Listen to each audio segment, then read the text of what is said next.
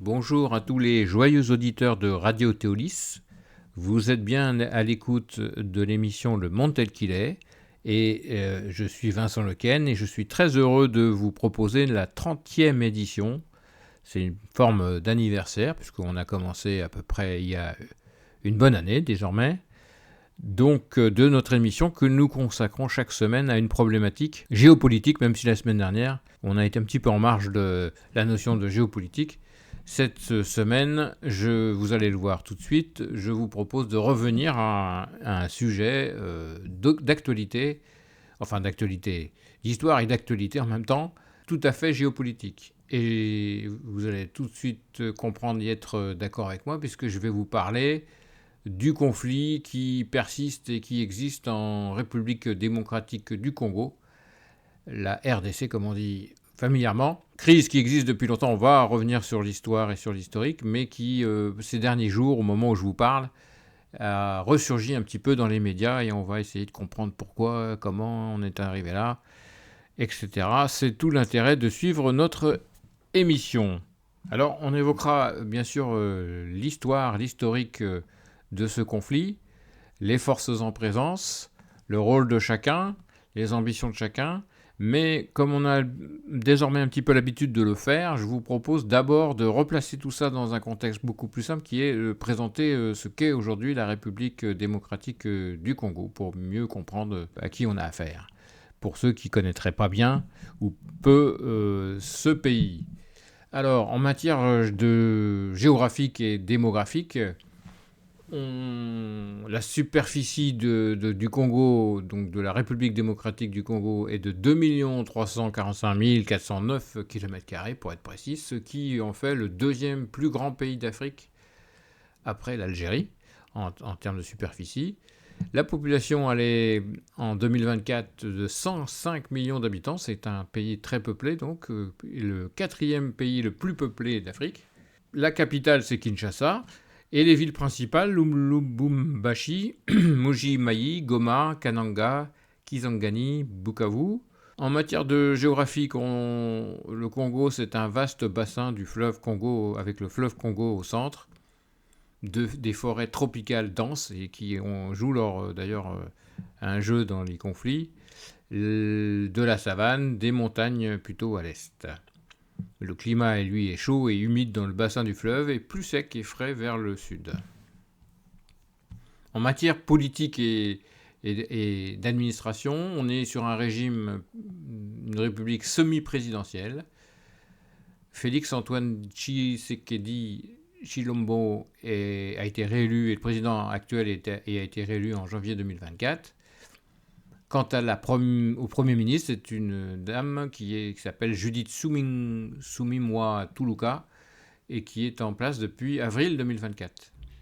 Les ressources économiques du Congo, c'est d'abord ses ressources naturelles avec une immense richesse minière composée de cuivre, cobalt, de l'or également, les diamants, le coltan. Et tout ça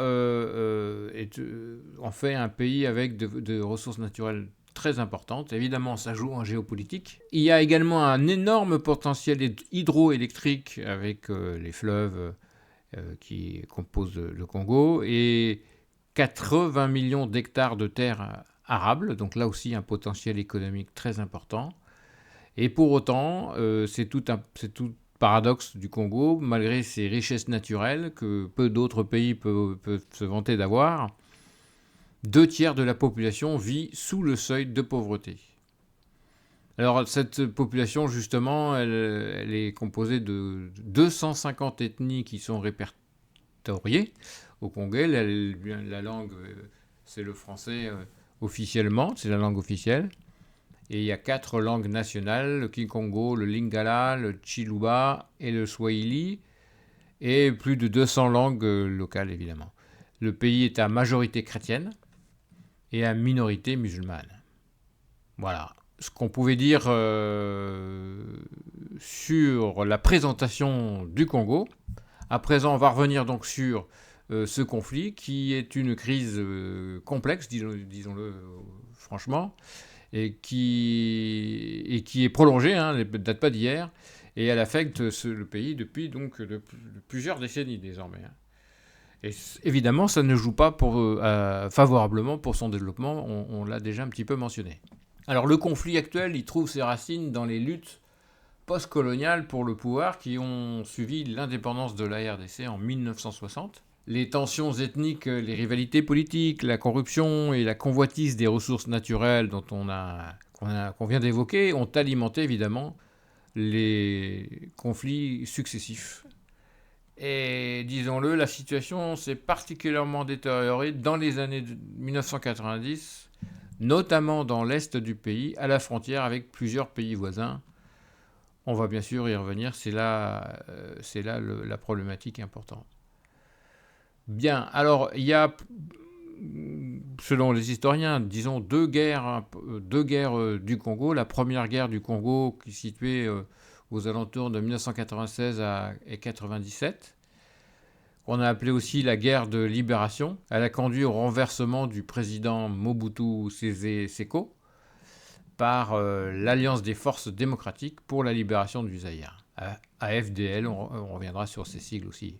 Puis le président Kabila a souhaité rebaptiser à partir de durant l'après-Mobutu le pays en République démocratique du Congo. La deuxième guerre du Congo, elle, a lieu juste après la première, soyons clairs. Elle a duré de 1998 à 2003 et elle a éclaté peu après l'arrivée au pouvoir du président Kabila. Et elle impliquait déjà plusieurs pays africains et de nombreux groupes armés.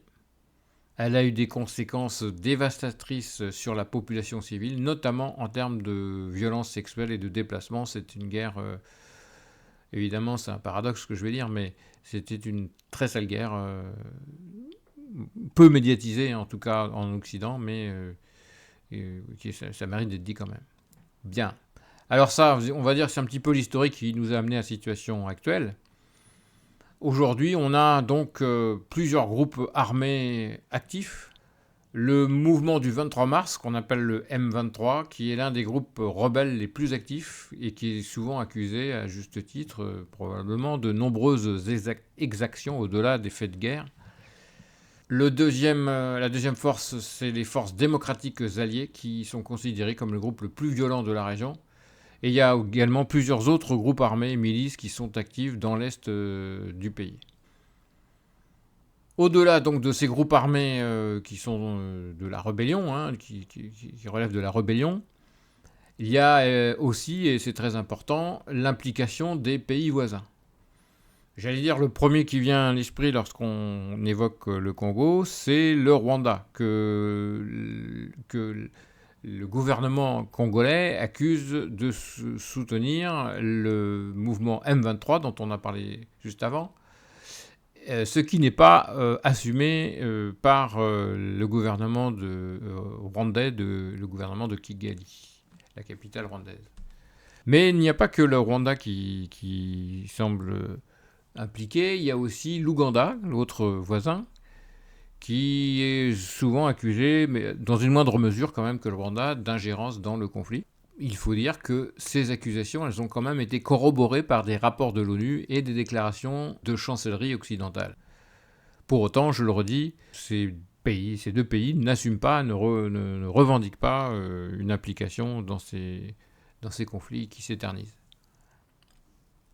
Alors, en matière d'efforts de paix et d'intervention internationale, comme c'est souvent le cas en matière de conflit, on note la présence d'une mission de paix de l'ONU, qu'on appelle la MONUSCO, qui est présente depuis plus de 20 ans, mais également d'organisations régionales comme la SADC et l'EAC. La MONUSCO donc, de l'ONU doit se retirer d'ici actuellement, plutôt actuellement, et ce qui suscite beaucoup d'inquiétudes quant à la stabilité future. En matière de conséquences humanitaires, c'est affreux, il faut le dire les choses très simplement. On compte plus de 7 millions de personnes, je rappelle, c'est 105 millions d'habitants le Congo, 7 millions de personnes qui ont été déplacées dans les provinces de l'Ituri, du Nord Kivu et du Sud Kivu. plus de 15 millions d'enfants affectés par les conflits armés, les déplacements, les épidémies. Autre conséquence dramatique, 2 700 000 enfants privés d'éducation à cause des combats et des catastrophes climatiques. L'utilisation systématique du viol, en particulier par les groupes armés comme arme de guerre, la propagation des maladies, notamment le VIH et le sida. Le Congo, historiquement, est particulièrement frappé par cette épidémie. Voilà, présenter un petit peu la situation. On comprend mieux maintenant ce que c'est que le Congo. Donc, j'en arrive aux principales causes du conflit, qui sont complexes, multiples, profondément racinées dans l'histoire qu'on vient de décrire, la politique et l'économie du pays, toutes choses qui méritaient qu'on les décrive juste auparavant. Alors, bien sûr, je l'ai laissé entendre tout à l'heure, mais la première cause, peut-être, certainement, c'est les ressources naturelles et la richesse des Congolais, du Congo, en termes de ressources naturelles. On l'a dit, la République démocratique du Congo est riche, est très riche en ressources naturelles, en coltan, l'or, le diamant, le cobalt et d'autres minerais stratégiques. Pas seulement, comment dirais-je, une rentabilité forte, mais ils sont aussi stratégiques.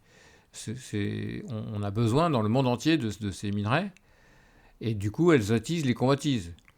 Et on a noté que les groupes armés locaux, étrangers, exploitent illégalement souvent des ressources pour financer leurs activités militaires, évidemment.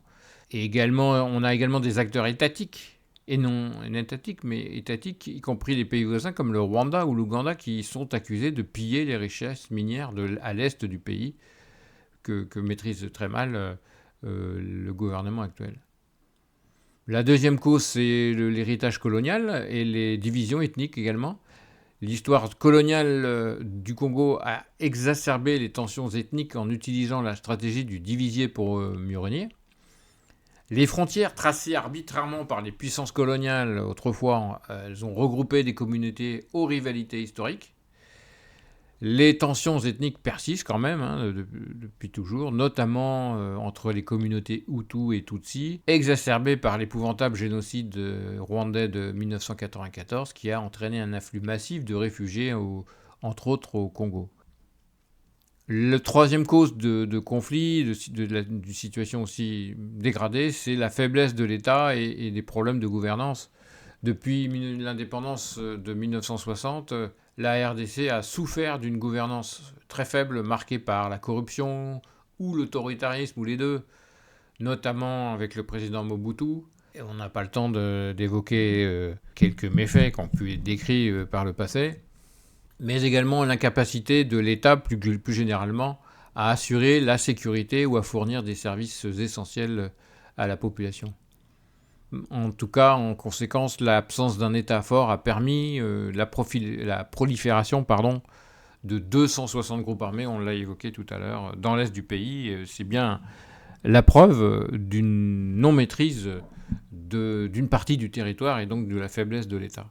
Le conflit est également lié aux dynamiques régionales des grands lacs africains, le Rwanda notamment, qui est accusé de soutenir les groupes rebelles, dont le M23, pour protéger ses intérêts sécuritaires ou économiques dans l'est de la République du Congo. Et il est clair que, on l'a déjà dit, les deux guerres, plus la situation actuelle, elles ont de toute façon impliqué plusieurs pays voisins et laissé une situation, un héritage de violence prolongée. Autre cause, les problèmes fonciers et les problèmes locaux, on va dire, les disputes locales. Les conflits qui sont liés à l'accès à la terre sont fréquents dans un contexte où les terres fertiles sont limitées, évidemment. Et tout ça s'entrelace avec des tensions ethniques et communautaires qu'on peut connaître dans certains pays d'Afrique. Enfin, on parlera également comme cause de la marginalisation politique. Certaines communautés, comme les Tutsis, Banya, Mulenge, se sentent marginalisées politiquement. Et du coup, ça conduit des groupes comme le M23 à prendre les armes pour réclamer une meilleure représentation. Bon, voilà. Donc, une fois qu'on a dit tout ça, on comprend que le conflit il est alimenté par une combinaison complexe de tous ces facteurs historiques, économiques, politiques, sociaux, locaux. et que ça ne fait qu'aggraver une crise qui ne parvient pas à se résoudre. Alors, pour poursuivre notre explication de ce conflit, et peut-être la raison pour laquelle on en parle aujourd'hui, c'est la question du pourquoi parle-t-on actuellement, ces jours-ci, de ce conflit à nouveau, alors qu'on l'a vu, il perdure depuis des décennies. Donc qu'est-ce qui fait que tout d'un coup, on en parle un petit peu plus dans les médias occidentaux, alors que jusqu'ici, on en avait quand même très peu parlé. Pour beaucoup de monde qui ne connaît pas les problématiques du Congo et qui s'y intéresse peu, ce sont des zones riches en ressources naturelles, mais en perpétuelle guerre, en perpétuel conflit, avec des États qui sont incapables des États corrompus qui sont incapables de participer à l'essor de l'essor économique et social de leur pays. Voilà, une fois qu'on a dit ça, c'est à peu près tout ce que comprennent en moyenne les populations qui sont éloignées du Congo. Alors, le conflit dont on a parlé beaucoup en termes de causes, ma foi, il fait l'actualité aujourd'hui parce que on a connu une escalade significative des tensions dans l'est du pays, particulièrement dans la région du Nord Kivu. Concrètement, le groupe rebelle M23, qui est soutenu par le Rwanda, selon l'ONU, on l'a dit, a lancé une offensive majeure et a pris le contrôle de Goma, la troisième plus grande ville de la République démocratique du Congo, le 26 janvier dernier, donc il y a quelques jours, au moment où je vous parle. Et cette prise, elle représente un tournant très important dans le conflit, car c'est la première fois depuis 2012, donc depuis 13 ans, que le M23 s'empare de cette ville stratégique. Il faut dire que donc ça c'est un événement important dans l'histoire de cette guerre. Les combats qui ont eu lieu pour la prise de cette ville ont fait plus de 100 morts, près d'un millier de blessés, 400 000 personnes qui ont été déplacées donc à ce moment-là, donc récemment. Et tout ça, bien sûr, ça alimente la guerre, ça alimente les violences sexuelles, les pillages, la propagation des maladies comme le Ebola, on n'en a pas parlé jusqu'ici, ou le choléra. Et évidemment, cette offensive du M23 a provoqué une crise diplomatique majeure. Le président congolais Tshisekedi a accusé le Rwanda de lui avoir déclaré la guerre. Les relations diplomatiques entre la RDC et le Rwanda ont été rompues alors qu'elles étaient déjà très mauvaises. Et enfin, la communauté internationale, dont la France, a condamné l'occupation de Goma par le M23. La France qui a plutôt eu tendance à soutenir le gouvernement en place. En réponse à toute cette situation, donc le gouvernement congolais a annoncé ces derniers jours une future riposte vigoureuse et coordonnée de ses forces armées. Et il a également profité pour critiquer la passivité de la communauté internationale face à cette crise. Alors, pour conclure, on va dire que tout ça, ça menace évidemment une forte expansion du conflit, qui était plutôt enterré, en tout cas stable jusqu'ici. Et on peut le comprendre en expliquant que le M23 a déclaré son intention de poursuivre son avancée vers la capitale Kinshasa, ce qui évidemment fait craindre une escalade encore beaucoup plus importante de ce conflit. Mais ça peut tout à fait se passer puisque les rebelles progressent actuellement vers Bukavu, une autre ville importante de l'est de la République démocratique du Congo, comme on l'a dit tout à l'heure. Bref, tout ça ravive des tensions qui sont très vieilles, vous l'aurez compris, et qui menacent toute la région des Grands Lacs avec tous les pays qui la composent, et on l'a dit. Voilà ce qu'on pouvait dire, à mon sens, aujourd'hui de ce conflit, de sa résurgence ces derniers jours, pour bien la comprendre. J'espère avoir été suffisamment pédagogue et clair dans mes explications. Peut-être aura-t-on l'occasion d'y revenir sur ce conflit, soit parce qu'il aura évolué négativement, soit parce qu'il aura évolué positivement. On peut toujours le rêver. Je vous remercie de m'avoir suivi pour la 30e édition du Monde tel qu'il est. On a toutes les chances de revenir la semaine prochaine avec la 31e édition. Et d'ici là, je vous souhaite une excellente semaine et vous dis à très bientôt. Au revoir.